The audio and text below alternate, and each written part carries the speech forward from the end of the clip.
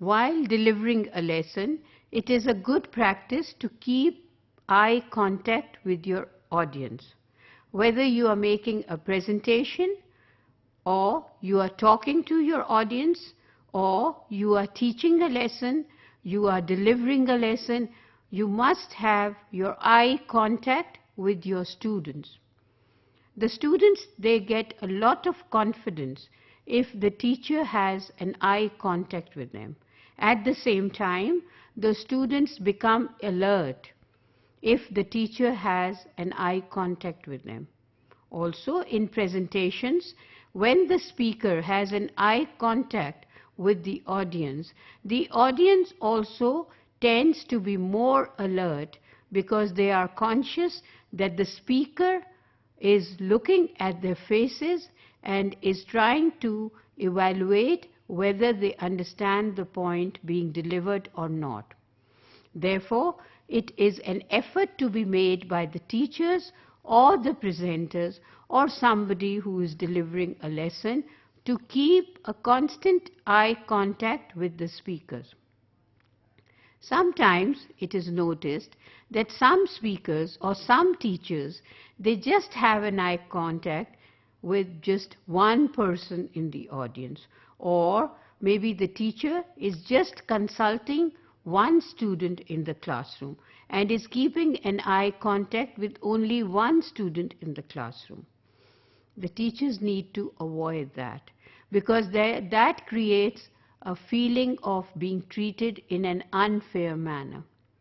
Even the person who is getting the maximum attention does not really like it because he is becoming too conscious of his presence being there when the teacher is constantly having an eye contact with him.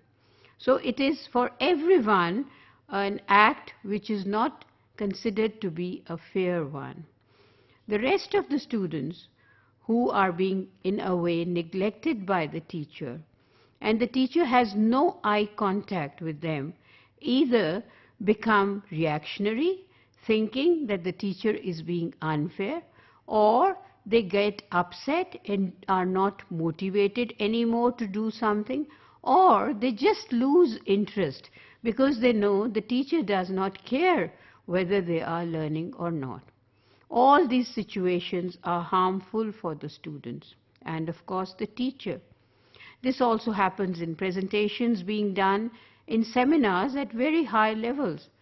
The speaker tends to keep the eye contact in one direction and the other directions are being ignored. So it is very important for us as teachers to take care of everybody who is in our audience.